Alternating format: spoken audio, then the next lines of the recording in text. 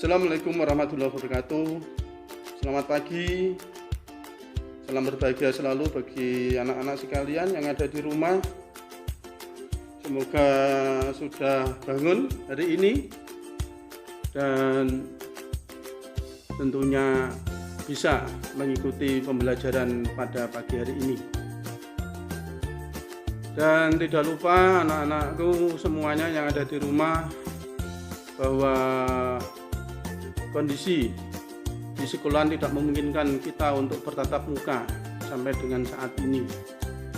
Kita berdoa saja semoga nanti di kelak kemudian hari segera bisa kita bertatap muka.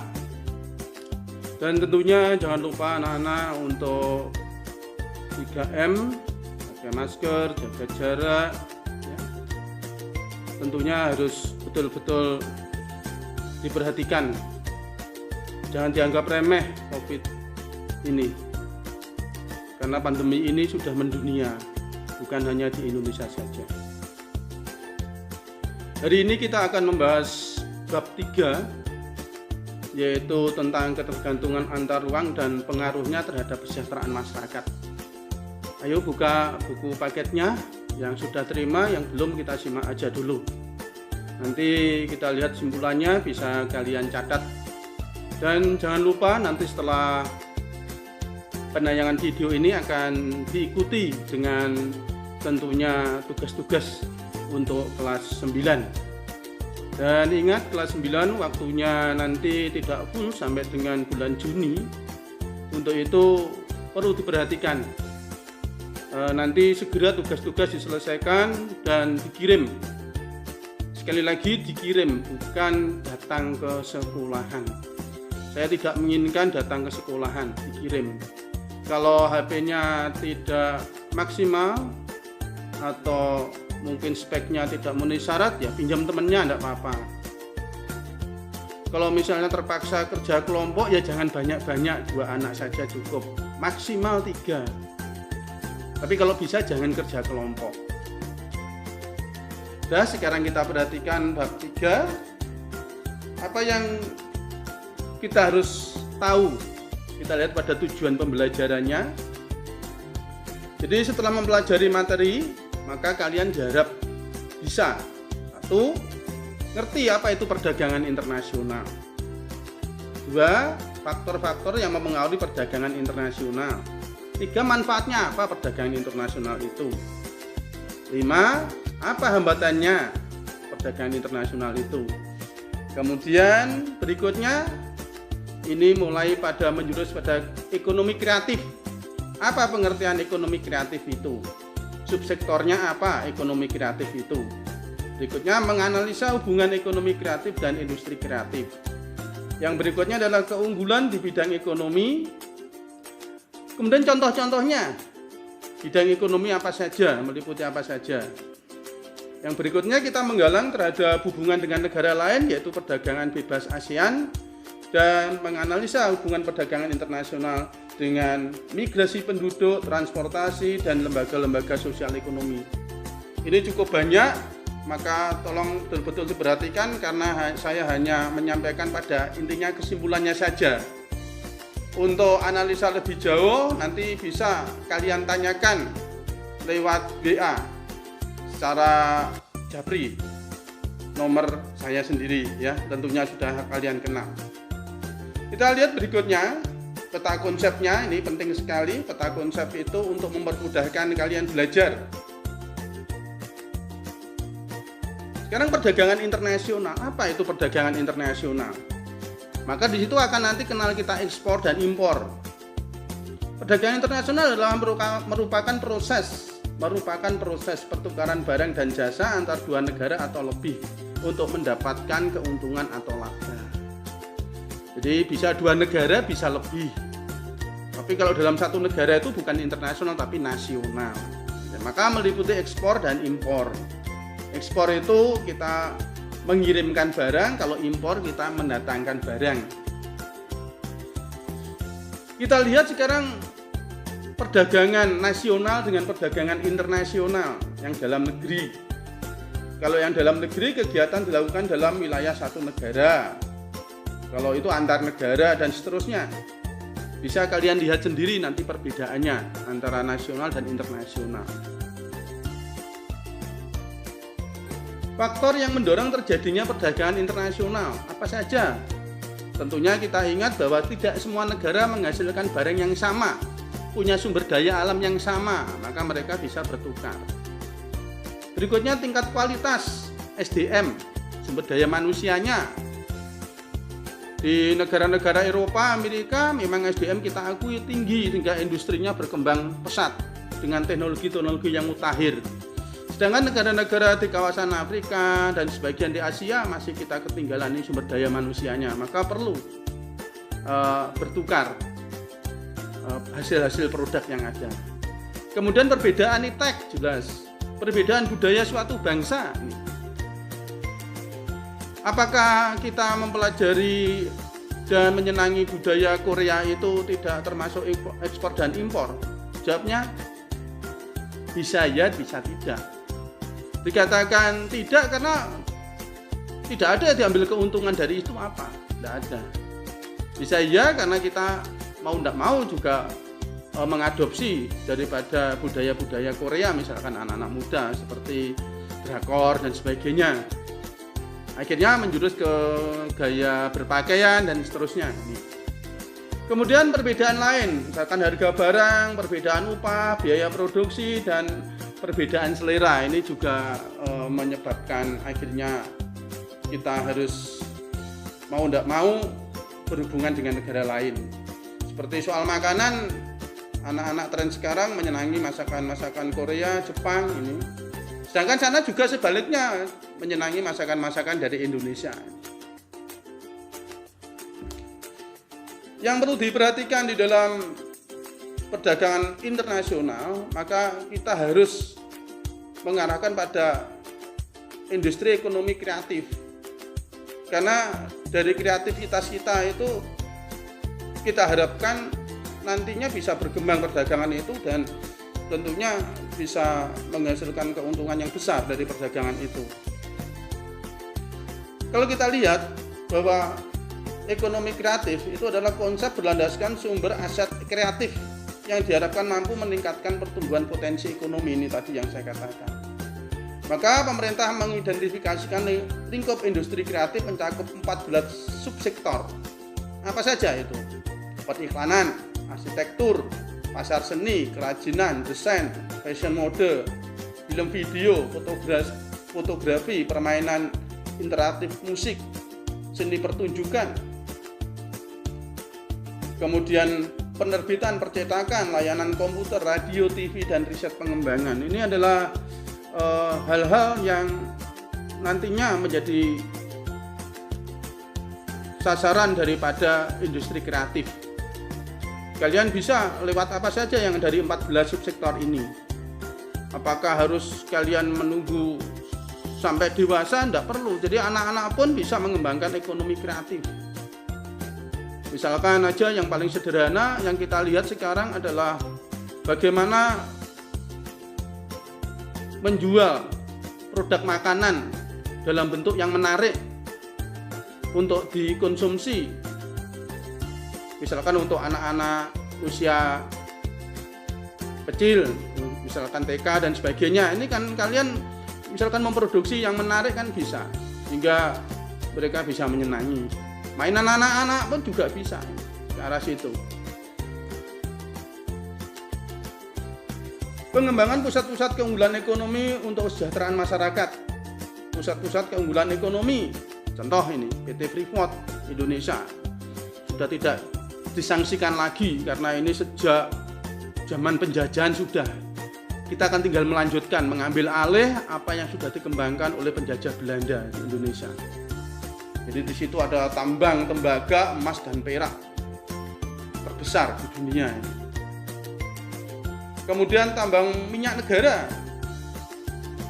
batik Indonesia ini masuk ini, batik tulis, batik cap, batik lukis ini. Jadi sekarang banyak SMA yang memberikan ekstra kurikuler tentang batik, membatik. Dengan harapan justru akan muncul kreativitas batik-batik paduan dari berbagai motif batik yang ada di Indonesia.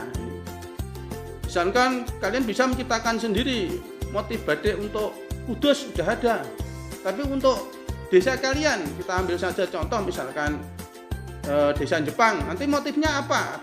Karena kita punya ciri khas bambu, kita pakai motif bambu misalkan. Ini pengaruh pusat-pusat keunggulan ekonomi. Pengaruhnya apa saja? Pusat-pusat keunggulan ekonomi, migrasi penduduk, ya.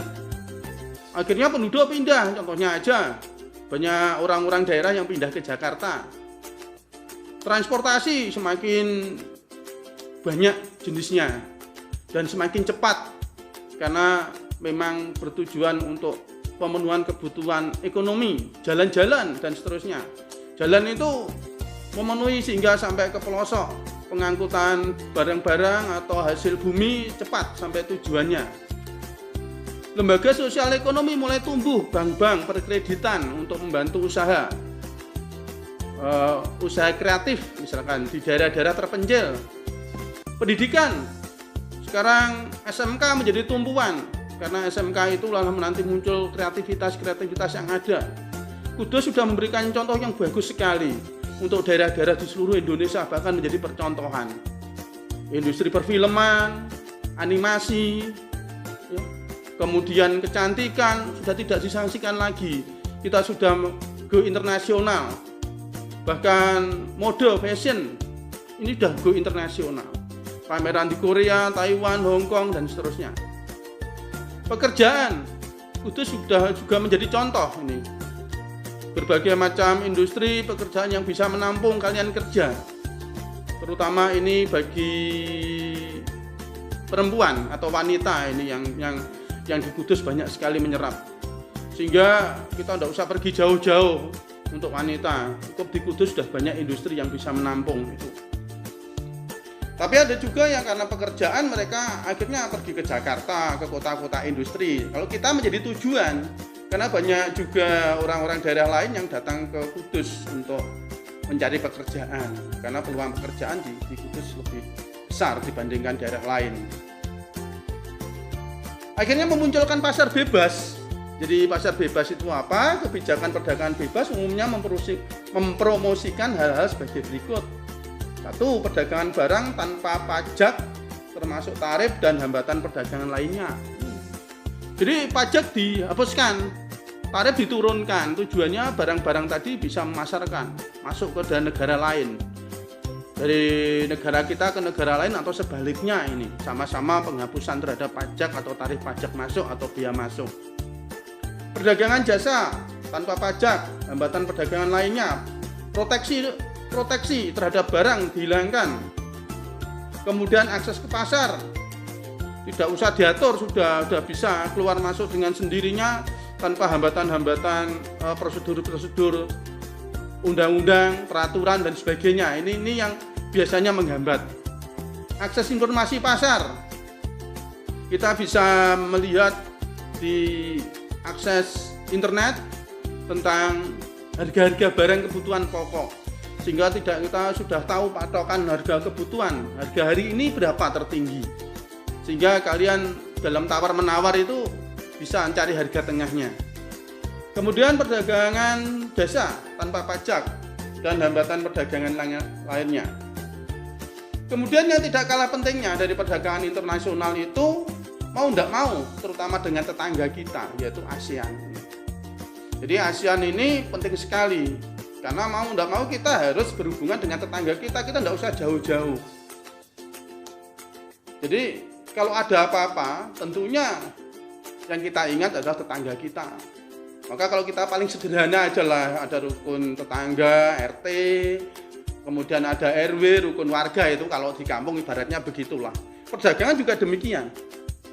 Jadi masyarakat ekonomi ASEAN ini, kita tidak usah menjelaskan ASEAN itu bagaimana latar belakangnya, nanti kita lihat sendiri, tapi kita tinjauannya pada ekonominya nanti. Ini AFTA ini yang penting. ASEAN Free Trade Area, jadi area perdagangan bebas di ASEAN. Karena kalau ini tidak diadakan atau mungkin tidak ada, nanti repot perdagangan tingkat ASEAN. Kalau nanti repot dimasuki oleh negara lain, justru ASEAN ini adalah pangsa pasar yang terbesar. untuk dunia. Maka kita kelola sendiri di ASEAN itu. Kalau kita biarkan dari Eropa masuk ke Indonesia, Amerika masuk ke Indonesia, kita tidak bisa mengambil keuntungan apa-apa dari kita sendiri. Jadi dimanfaatkan negara-negara lain. Justru kalau kita pengen berkembang, AFTA ini harus betul-betul diperhatikan antar negara-negara ASEAN sendiri.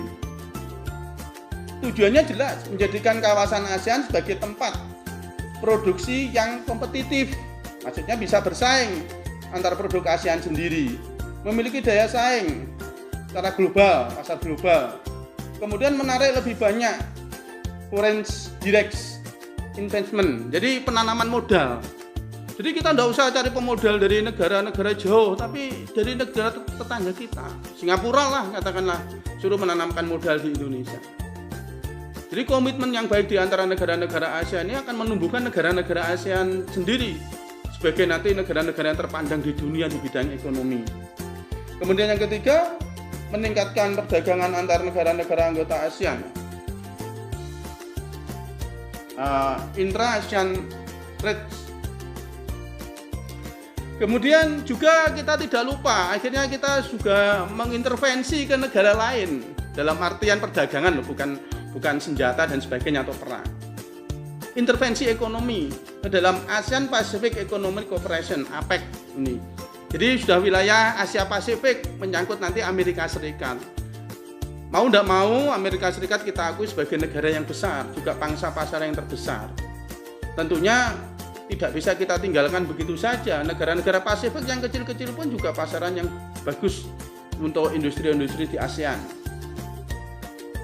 Kemudian juga kita bekerja sama dengan MEE, Masyarakat Ekonomi Eropa, dan tentunya organisasi di bawah Perserikatan Bangsa-Bangsa, World Trade Organization (WTO). Saya kira itu dulu kesimpulannya, bahwa perdagangan internasional sangat penting sekali bagi bangsa Indonesia. Kita tidak bisa berdiri sendiri, berkembang sendiri tanpa bantuan negara lain. Ibaratnya seperti kita hidup tidak bisa hidup sendiri, pasti dengan bantuan orang lain. Dan untuk bisa meningkatkan perdagangan internasional, kita harus menumbuhkan ekonomi kreatif. Karena dari situlah nanti perdagangan Indonesia akan maju. Dan tidak lupa bahwa kita pun bersama-sama negara-negara anggota ASEAN untuk meningkatkan perdagangan internasional.